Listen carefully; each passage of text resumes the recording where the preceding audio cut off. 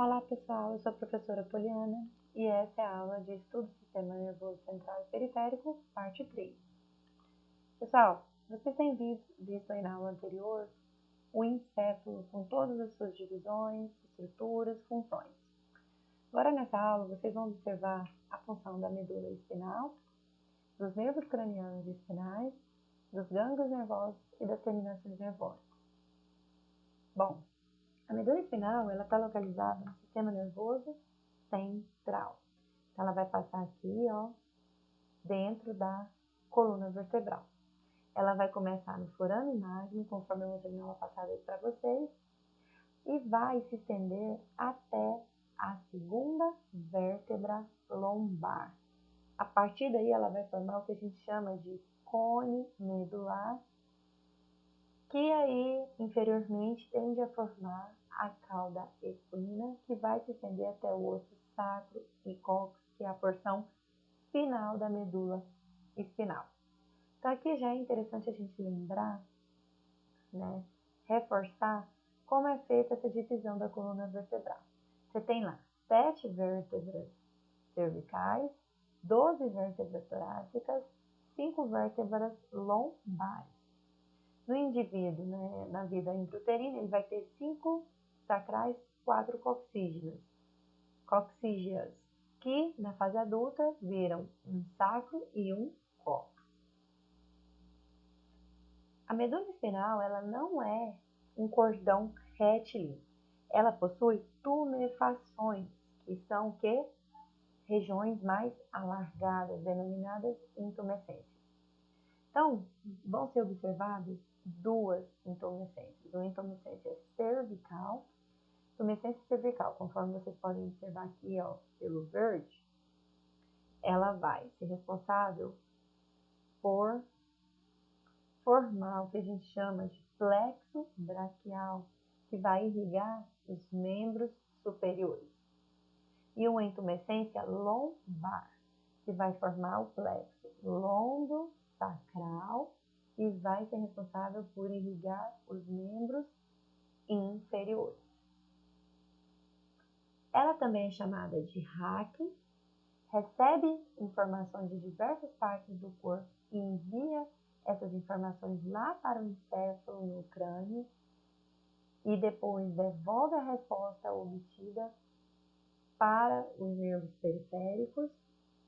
E ela também é responsável por executar o ato reflexo, também chamado de reflexo medular ou arco reflexo. Ou seja, ela é capaz de responder ao estímulo sem enviar informação para o encéfalo. Então, professora, toda informação vai para o cérebro? Não, a gente acabou de ver o quê? Que algumas das informações elas chegam só até a medula espinal. E a partir daqui ela já retorna de volta para o local de estímulo. A medula espinal ela vai conter o que a gente chama de H medular. O H medular ele vai delimitar onde fica a substância cinzenta e a substância branca. Então aqui tem uma representação, um corte transversal. Um corte transversal divide a estrutura em superior e inferior. E aqui vai estar demonstrando a região antero-superior dessa medula espinal. Então, como vocês podem observar, forma o H medular, onde a substância cinzenta está presente no H e a substância branca está presente na região periférica. Esse H medular vai possuir os cornos anteriores, onde a gente tem a presença dos neurônios motores. Os neurônios sensitivos vão estar presentes lá nos cornos posteriores. E você vai ter também a presença de cornos laterais na região torácica, onde você vai ter a presença de neurônios autônomos, que são extremamente importantes para a manutenção das funções vitais. Eles estão presentes numa outra forma de realizar a nomenclatura do sistema nervoso central. Então, aqui para mostrar para vocês, corno anterior, próximo aqui da fissura longitudinal anterior, e aqui o corno lateral e o corno posterior. Informação importante. Aqui na medula espinal, o que a gente observa? Uma inversão. da disposição da substância cinzenta e branca em relação ao encéfalo. Lá no encéfalo, a substância cinzenta ficava na periferia. Aqui ela vai constituir o H medular. E aí, vice-versa. Como que vai funcionar a questão do arco reflexo ou do reflexo medular? A medula espinhal ela é capaz de elaborar resposta rápida em situação de emergência, sem interferência do encéfalo. Então, aqui a gente tem representado a substância cinzenta, mostrando o corpo celular, e a substância branca, mostrando o axônio com a baía de mielina. Então, vamos observar aqui duas situações diferentes, tá? Da direita e da esquerda. Então, você tem que, na primeira aqui, tem a participação daquele exame que o médico coloca para ver se a gente está respondendo aos reflexos. Que é o quê? Por exemplo, para saber se a pessoa tem uma lesão na medula espinhal. Isso é totalmente, esse exame é importante. O médico, então, vai bater com esse martelinho na região do joelho.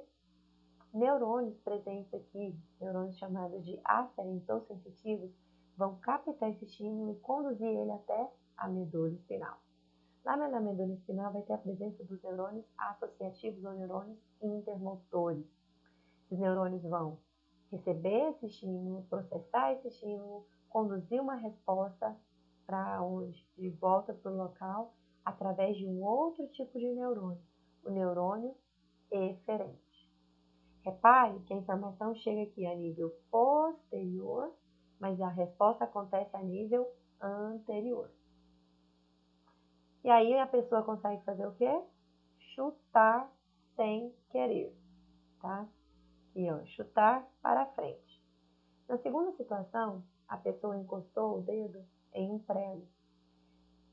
Esse estímulo vai ser conduzido também por um neurônio aferente até a medula espinal, que através de um neurônio associativo recebe, processa, elabora uma resposta e conduz a resposta através de um neurônio eferente ou emotor, ou motor. Da mesma forma, chega posteriormente e vai sair anteriormente. Então, qual que é a relação da medula espinal com o sistema nervoso periférico? É a partir dela que vai ser originado os nervos cranianos, nervos espinais ou raquidianos. Então, a constituição básica do sistema nervoso periférico, né, além dos nervos, vamos ter o que? A presença dos gânglios nervosos, das terminações nervosas com receptores para dor, tato, frio, pressão, calor, paladar. É importante aqui nesse momento lembrar que os nervos cranianos, embora eles saiam aí, eles emerjam através do encéfalo, eles também fazem parte do sistema nervoso periférico. Então, o sistema nervoso periférico, primeira estrutura importante são os nervos. Os nervos são fios finos formados por vários axônios de neurônios envolvidos por tecido conjuntivo.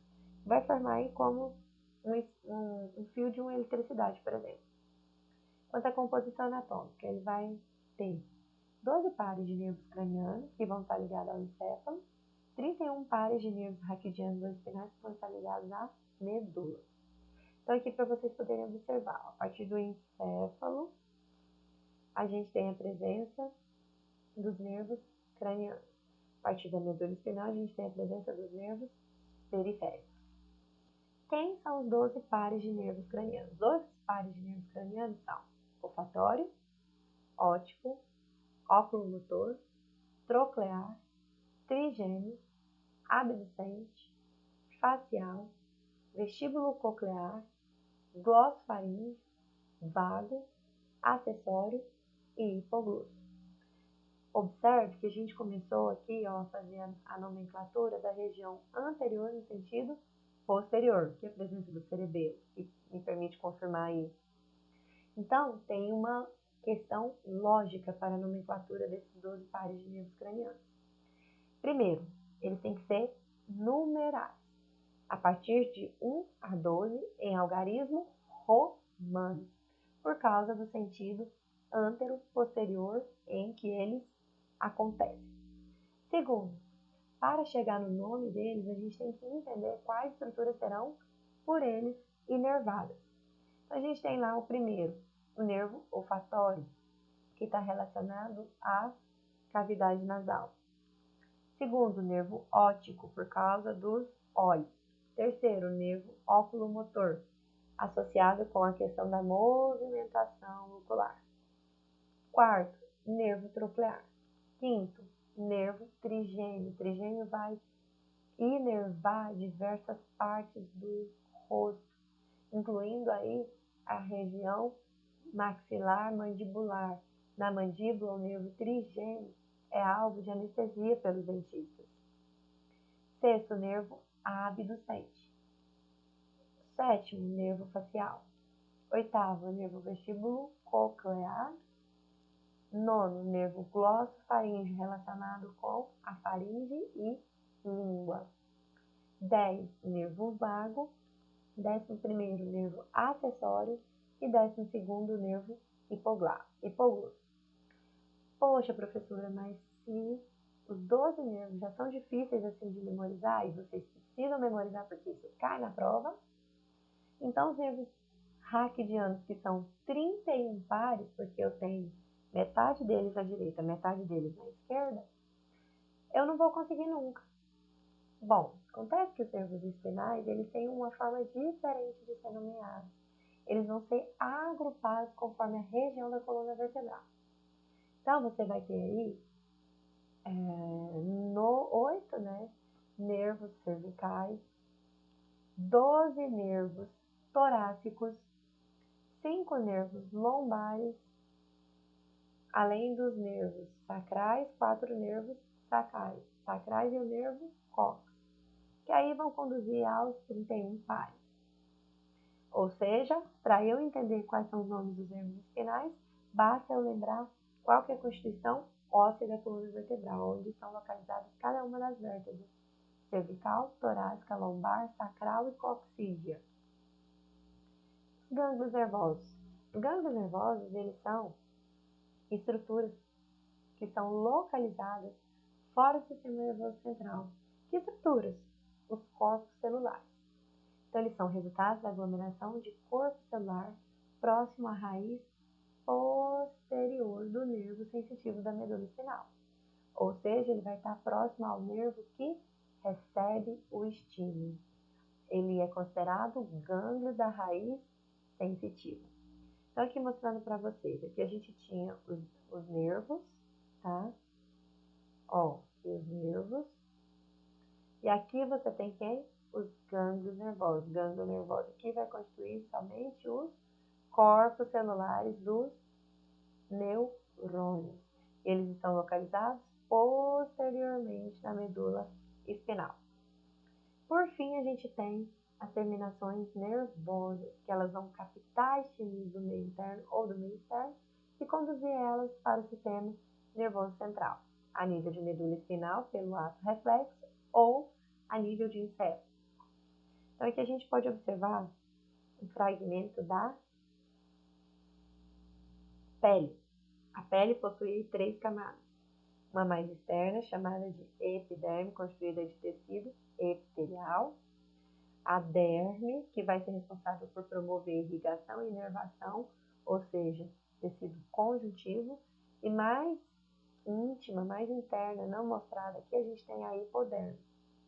Então, dentre as diversas estruturas que a gente tem presente ali na pele, uma delas, aqui acompanhando o sistema vascular, são as terminações nervosas, que vão ser responsáveis pela questão da captação de estímulos. Há outra forma de classificar o sistema nervoso periférico? Sim. Você tem aí a presença do sistema nervoso central com cerebelo e medula espinal. Sistema nervoso periférico com os nervos cranianos e os nervos periféricos. Os nervos periféricos, eles podem ser divididos em somáticos, quando eles conseguem realizar sua função sozinhos, autônomo, quando ele não realiza sua função, eu troquei. somático quando ele é voluntário e autônomo quando ele é involuntário. Sendo que no autônomo a gente precisa diferenciar situações de estresse com as situações de tranquilidade. Então você tem um sistema simpático e um sistema parasimpático. O que vai causar essa diferença, essa classificação? Diferentes tipos de tecidos inervados, aí eu considero o sistema nervoso somático, o sistema nervoso autônomo, que vai acontecer somente no sistema nervoso periférico, ou pelas ações antagônicas. O que um faz, o outro inibe, que é o sistema simpático e parasimpático. Então, o sistema nervoso aí, somático e autônomo, eles são diferenciados de acordo com o tipo de tecido inervado. Se ele é um sistema nervoso somático, ele é voluntário, então ele vai inervar todas as substâncias que têm musculatura esquelética.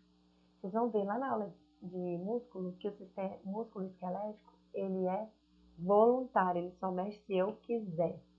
Por quê? Porque ele é composto de tecido, músculo e esquelético, músculo esquelético.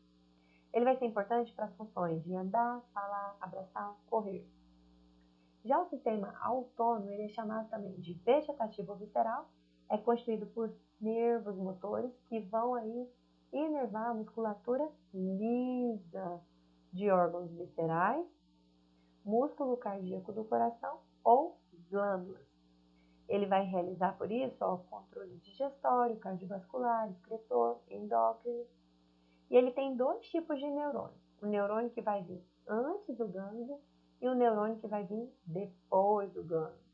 Antes do gânglio, depois do gânglio. Então, você tem o neurônio pré-ganglionar quando ele vem antes e o neurônio pós-ganglionar quando ele vem depois. Isso porque você tem corpo celular lá no sistema nervoso central, no encéfalo, mas você também tem corpo celular lá de fora, né, nas regiões adjacentes à medula espinal. Então, sistema nervoso somático, ações conscientes e voluntárias. Quando o sistema nervoso autônomo é involuntário, ação inconsciente, controle de digestão, batimento cardíaco, movimento de vista. Por isso, ele também é dividido em duas novas classificações. O sistema simpático, que vai preparar o organismo para superar uma situação de estresse, é o instinto de fuga ou de luta. E um sistema nervoso parasimpático, que, ao contrário, vai estimular atividades relaxantes como repouso. Eles têm ação antagônicas, contrárias. Vamos ver essa figura aqui que ela está exemplificando de uma forma muito boa. Enquanto um contrai, o outro dilata, por exemplo, a pupila. Enquanto um inibe a salivação, o outro estimula. Enquanto um reduz os batimentos cardíacos, o outro acelera. Enquanto um relaxa os brônquios, o outro contrai. Enquanto estimula a atividade do estômago e do pâncreas, o outro inibe. Estimula a liberação de glicose pelo fígado, o outro estimula a liberação da vesícula biliar, estimula a vesícula biliar para poder ter a digestão. Enquanto um contrai a bexiga, o outro relaxa. Ou seja, eles são antagônicos, funções contrárias. E vão estar presentes aonde? Lá no sistema nervoso periférico. Bom, pessoal, essa foi a terceira parte da aula. Eu espero que vocês tenham gostado.